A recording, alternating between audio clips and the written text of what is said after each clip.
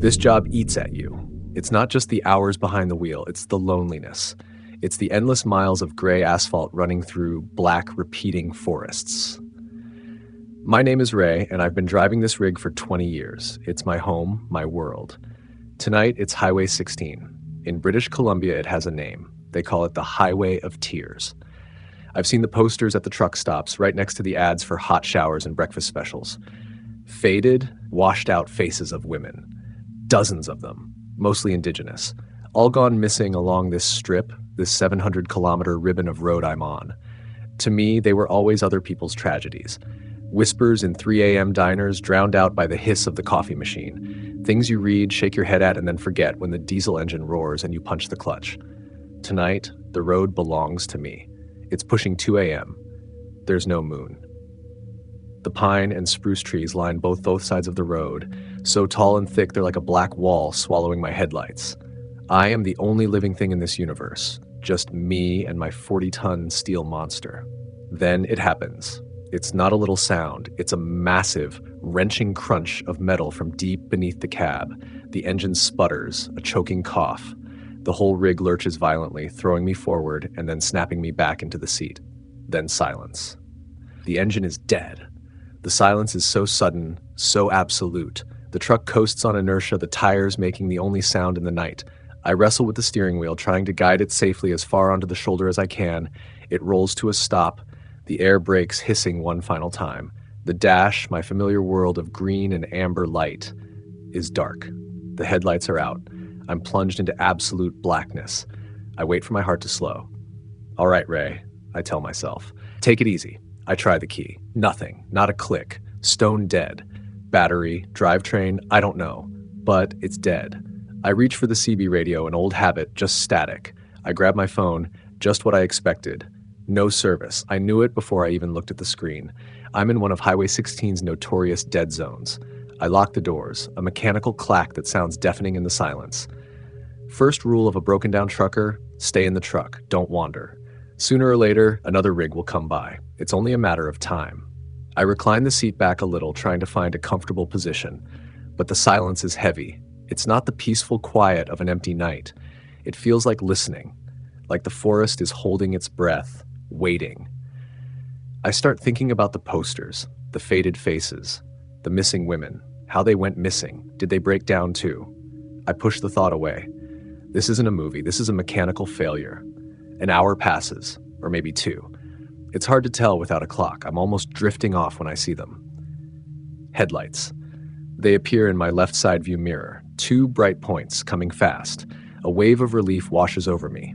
Finally, I reach to hit the hazard lights, then remember they're dead.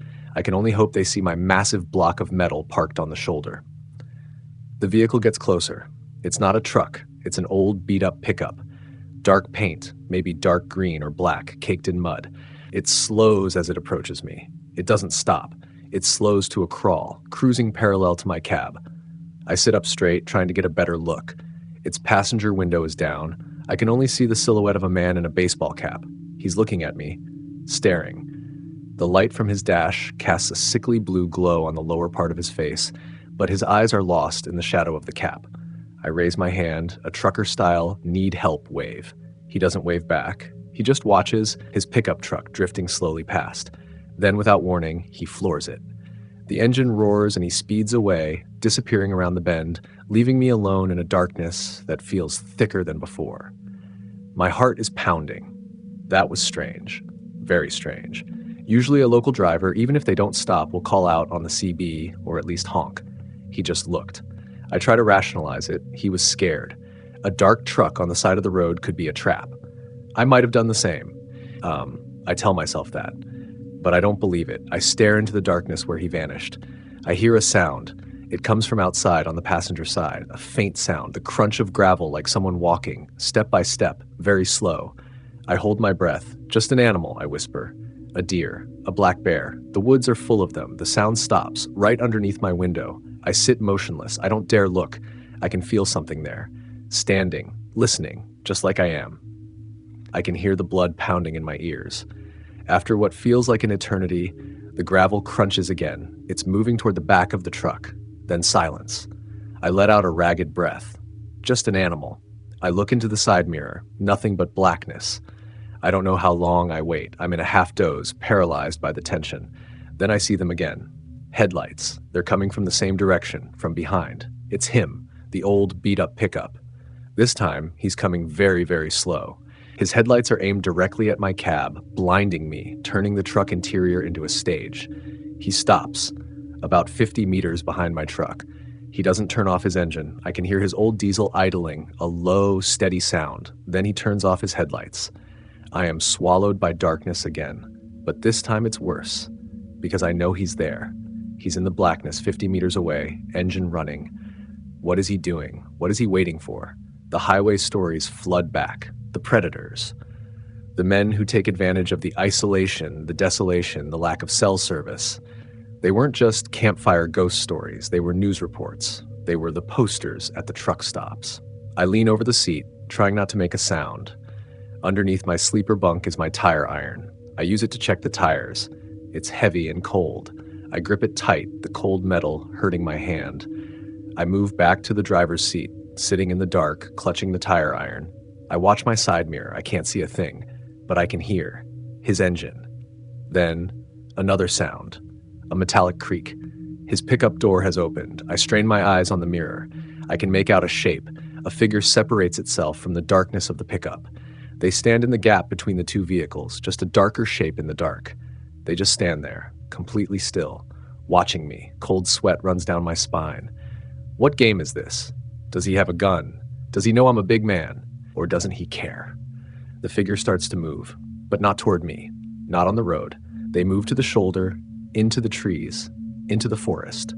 I scramble across the cab, kneeling on the passenger seat, tire iron raised. I stare out the side window. I can't see a thing, just the faint reflection of my own scared face. The sound of the pickup engine is steady. A hypnotic rhythm, footsteps, right outside, very close. The sound of dry twigs snapping. He's here, right outside the door. I hold my breath. I raise the tire iron higher. My heart is about to explode. Then I hear it. A sound. Not a threat, it's a whisper. Hoarse, wind-whipped, barely audible. Please, I freeze. Please, help me. It's a woman's voice. I slowly lower the tire iron. I squint through the window, trying to see past my own reflection. In the blackness beneath the window, I see a face. It's pressed against the glass. It's a young girl, maybe 19, 20. Her dark hair is matted to her face. One of her eyes is swollen and purple. Dried blood is caked at the corner of her mouth.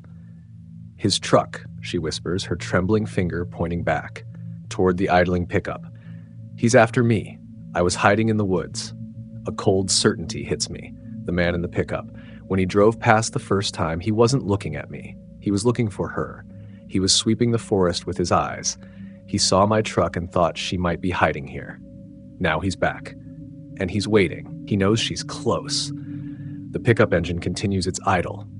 Get in, I say, my voice a strangled croak. I reach over and unlock the door. A loud clack. The girl flinches, but she opens the door and tumbles into the cab. She's small and shaking like a leaf. Get down, I order. Under the blankets, in the sleeper bunk. Don't move. Don't make a sound. She crawls to the back, burrowing into my messy blankets, and vanishes. I return to the driver's seat. My hand is still clamped around the tire iron. I wait. A few minutes pass. The pickup starts to move. Its headlights flare on, once again aimed directly into my cab. They sweep the interior. I sit there trying to look tired and annoyed. I squint into the light. The pickup slowly drives past my truck. This time it's right alongside. I get a clear look at him. He's not very old. 40s. His eyes are cold. He stares into my cab as he drives by. He searches. His eyes sweep the passenger seat, then glance toward the sleeper bunk. I look him straight in the eye. I don't move. He holds my gaze for a few heart-stopping seconds. Then he looks forward. He doesn't stop. He keeps driving slowly and disappears into the darkness ahead. I don't breathe until his red taillights are gone around a curve. I wait 5 more minutes. Then 10. He's gone, I say. A rustle from the back. The girl sits up. She's crying, silent, soundless sobs that shake her whole body. We sit in that dark cab, 2 strangers trapped in a metal box on the side of the highway of tears. We don't talk. There's nothing to say. When the first gray light of dawn begins to filter through the tops of the trees, I hear another sound. A vehicle approaching. This time, it has blue and red flashing lights. a Royal Canadian Mounted Police patrol car. He, the pickup driver, had not returned. I survived. The girl survived. The highway had not claimed another victim that night. I got my tow. I made my report. I answered the questions. They took the girl away. I never learned her name. I still drive. But now, when I travel Highway 16 at night, I no longer think of those posters as other people's stories. You don't go Matsutake mushroom hunting because you like hiking. You do it for the money, and the money is deep. It's not on the marked trails where tourists drop candy wrappers. It's on steep slopes under decades of pine needles where the Forest Service map is just a vague green blob. That's my job. I'm a ghost in the Oregon National Forest. I can walk 10 miles before dawn, following contour lines in my head, looking for the old-growth pines where that prized white fungus decides to pop up. It's solitary work. I like it that way. The silence of the woods is the sound of business. This day I was far out. I had parked my truck on a long-forgotten logging road and had been walking southwest for 3 hours. The air was damp from the rain the week before. Perfect. The mushrooms would be rising. I was following a steep ridge, my feet sinking into the humus. I was pushing into a dense area I usually avoided, a mess of young Douglas firs and thick patches of blackberry bushes. But an instinct told me that just beyond, in an older stand of timber, I would find something. And that's when I smelled it. It wasn't the smell of the forest. Not pine, not damp earth, not the sweet decay of a dead deer. It was chemical, pungent, like lime or bleach.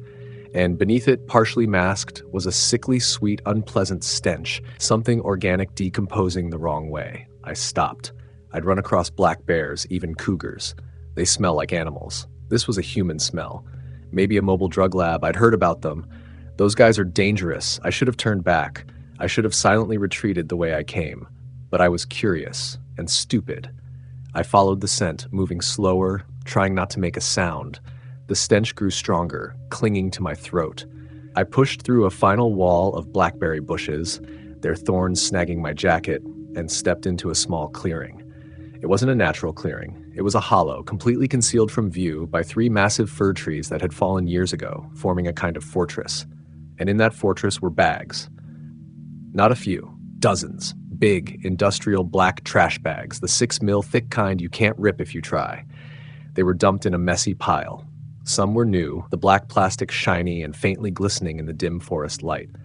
Others were old, ragged by weather and animals, almost buried under the pine needles. My first thought, an illegal dump site. Someone was too lazy to go to the landfill and drove in here, disposing of chemical waste. That explained the smell. I approached, using my hiking staff, a sturdy oak stick I'd made myself, to poke one of the newest bags. It didn't rattle like bottles or containers. It was soft. It gave. My stick sank into something dense and yielding beneath the plastic. I shuddered. Maybe a poached animal. Poachers sometimes do weird things. I poked again, and when I withdrew the stick, a dark, viscous fluid oozed out of the hole. The odor hit me, a punch of bleach and that other rot, so strong it made me take a step back. I stared at the small hole. I had to know. I don't know why, but I had to know. I settled my pack, set down the stick, and pulled my bush knife from the sheath on my hip. It was a tool, not a weapon, with a thick 6-inch blade used for chopping through roots and brush. I knelt beside the bag. I held my breath. I made a short, decisive cut in the plastic. A cloud of fumes wafted out. I turned my face away, coughing. The fluid inside welled up, spilling onto the ground. I used the tip of the knife to widen the tear. Inside wasn't trash. It was clothing. A denim jacket, the exact kind I was wearing. It was saturated in the dark fluid. I nudged the fabric aside with the knife tip. Underneath, something was wrapped tightly in layers of plastic wrap. So many layers it was nearly opaque. But not quite. It was an unmistakable shape. 5 curled fingers. A human hand. I scrambled back, my butt hitting the ground. The knife fell out of my hand, landing in the pine needles. I wasn't breathing. I couldn't breathe. I just stared at that hand. Wrapped up like a piece of meat in a grocery store, my eyes swept the clearing, the pile of bags, the new bags, the old bags, the decomposing bags. This wasn't one victim. This was a graveyard. This was where someone disposed of their trash, repeatedly, for a long time, and I was sitting in the middle of it. Nausea rose up my throat. I clapped a hand over my mouth, trying not to make a sound. The bleach, I realized. That was to mask the smell, to slow things down. I had to leave. I had to run. I had to call the police. I stumbled to my feet, my legs shaking. I reached down for my knife, and that's when I heard it.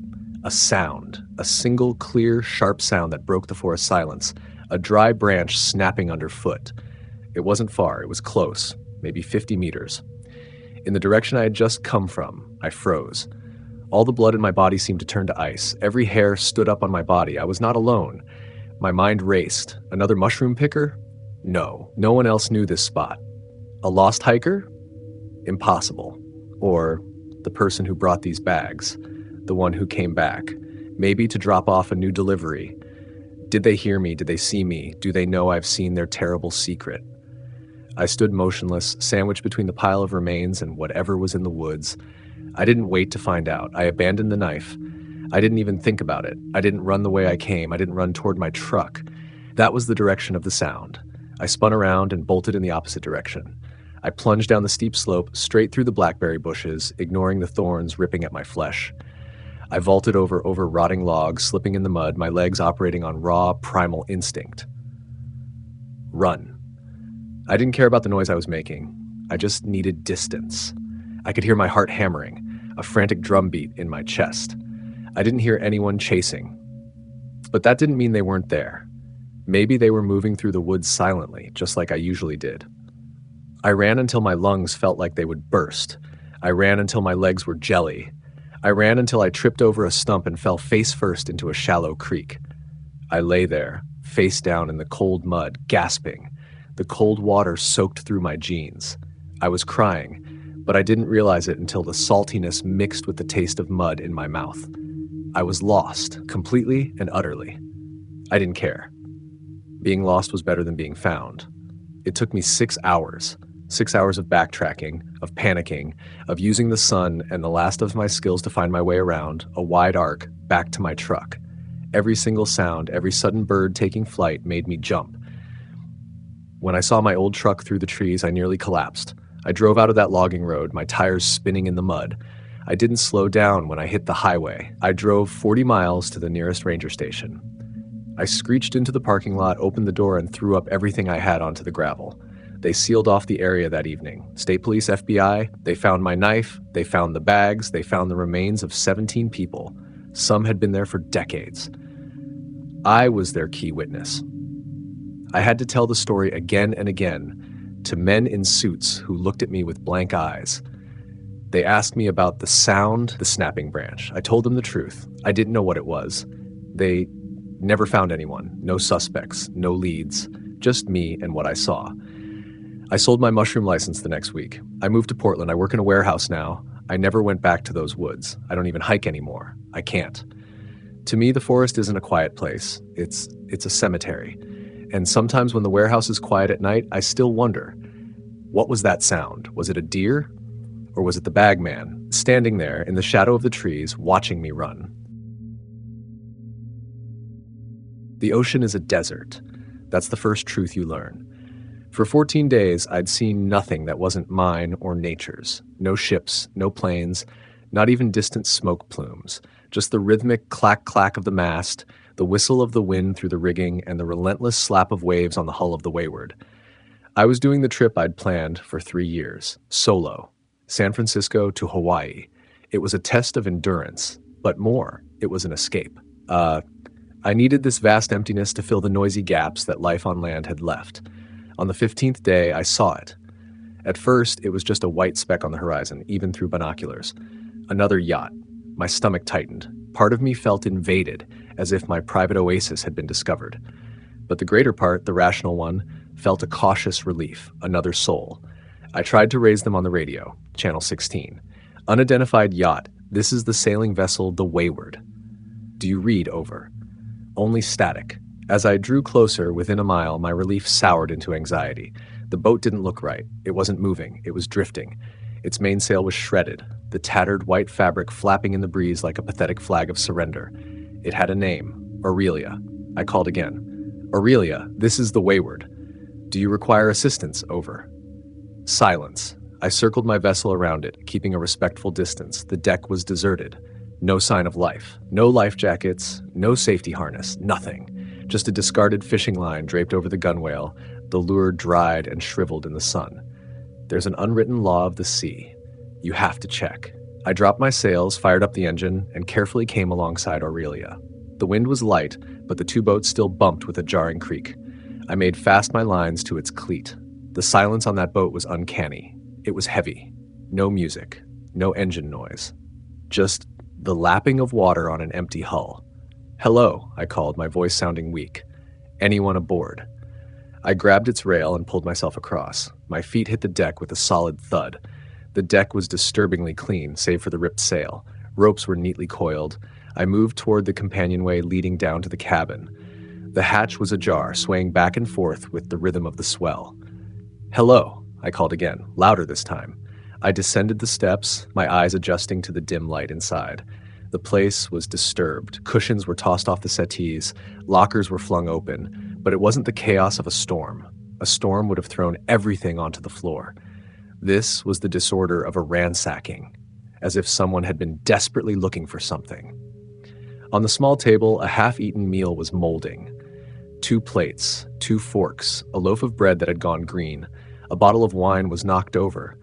The dark red stain dried like blood on the wooden surface. Whatever had happened, it happened fast. I moved toward the navigation table. The electronics were dead. I flipped the reserve battery switch. A few weak LEDs came to life. The GPS was still functional. I checked its position. It had drifted hundreds of miles. I found the logbook, a thick, leather-bound journal. I flipped through the pages. The handwriting was neat, steady. A couple, John and Mary. They had left Mexico, heading for the Marquesas. The daily entries were mundane. Wind speed, sea state, the dolphins they saw. Then I reached the final entry. It was written a week ago. The handwriting had changed. It was scrawled, hurried, engine failure, lost rudder, squall last night, shredded mainsail. We are drifting. That was the first part. Then below it, written in a heavier hand as if added hours later, sighted another vessel to the north. Large fishing trawler, rust-colored. Will fire a flare. That was all. A flicker of hope. Maybe they had been rescued. Maybe the trawler had picked them up and they couldn't come back for Aurelia. But something was wrong. That feeling, a prickle at the back of my neck, was growing stronger. I looked around the cabin one more time. My eyes landed on the floor. There were deep gouges in the wooden sole near the companionway. Parallel scratches, as if something very heavy, like a chest, had been dragged up onto the deck.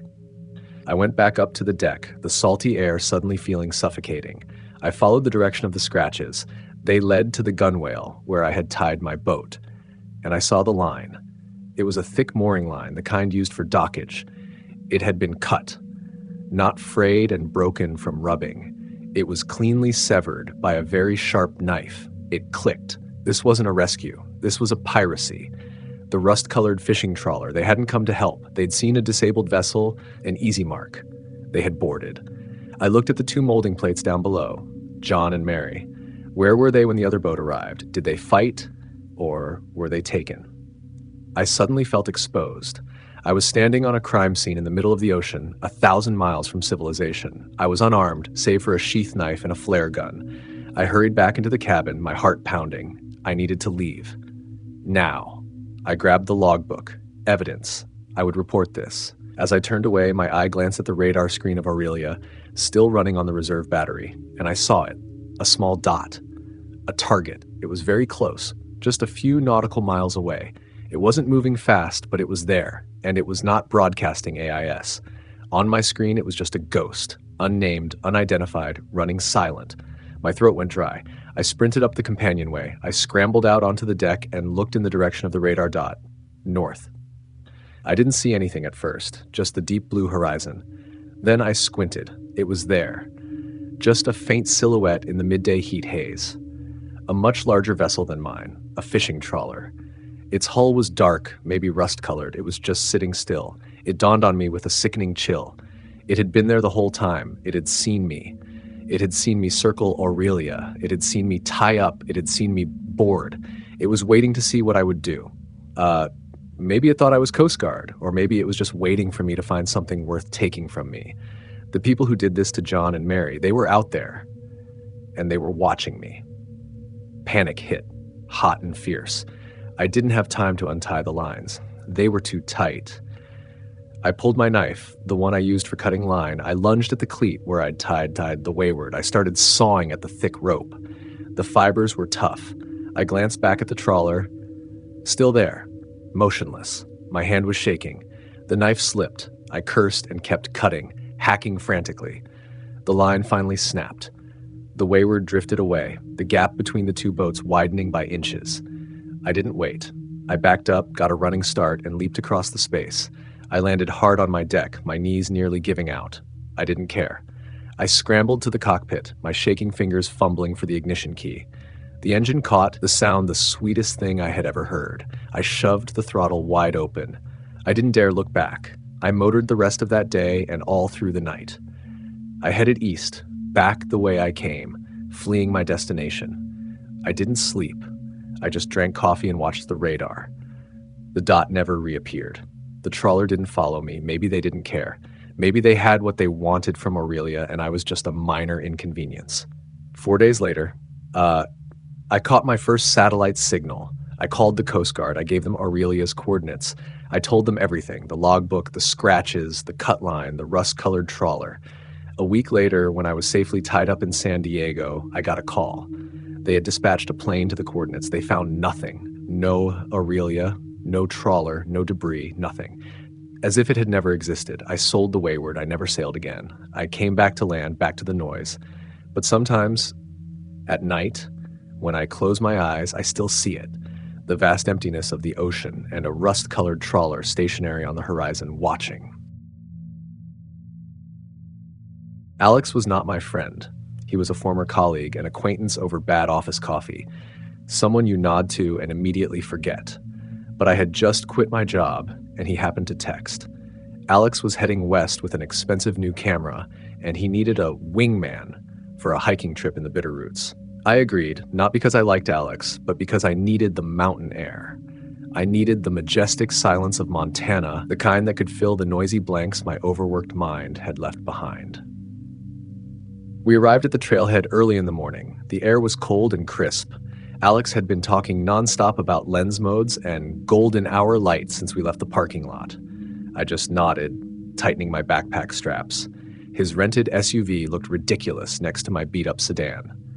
The trail started easy, winding through thick stands of pines. Sunlight filtered through the needles, hitting the damp ground in long streaks. Alex walked a few paces ahead of me, stopping constantly. He wasn't stopping to breathe. He was stopping to take pictures. He photographed rocks, he photographed moss, he photographed a beetle crawling over a broken branch. Every stop, he'd back up, crouch low, looking for an angle that only he seemed to see. "Bear with me," he said over his shoulder. "This is the kind of light you can't pass up." I said nothing. I just waited. I looked up at the towering trees, trying to absorb the peace I came here for, but my patience was wearing thin with every click of the shutter. After about 2 hours, the trees began to thin. We were climbing higher. The trail became steep and rocky. We rounded a bend, and suddenly the entire valley opened up beneath us. The view was staggering. Miles of green forest stretched to the horizon, bisected by a sparkling silver river. We had reached the main lookout point, a wide, flat promontory that most people considered the destination. I dropped my pack onto a rock and pulled out my water bottle. This was it. This was what I needed. The silence, the grandeur. Alex stood on the edge, his camera working overtime. "Good," he mumbled, "but not enough." I frowned. "What do you mean, not enough? It's perfect." He didn't look at me. He was looking higher. About 200 yards above us, beyond the safe trail, was another outcrop. This one was narrower, jutting out from the mountainside like a granite arrow. It looked precarious. The way up was not a trail, but a jumble of jagged scree and brush. "That," Alex said, pointing with his lens. "That's the shot." "Alex, don't," I said. "It's not safe. We don't have gear." "It'll take 5 minutes," he said, already shouldering his pack. 10 tops. You wait here. I'll be right back." He didn't wait for my response. He started walking, veering off the trail, heading toward the base of the outcrop. I watched him struggle through the first few bushes, and a familiar sense of irritation rose in me. I sat on the rock, feeling its rough texture through my jeans. I'd give him 10 minutes. I drank my water, trying to focus on the valley, but my eyes kept flicking to the outcrop. I couldn't see him. The rocks and trees had obscured my view. 15 minutes passed.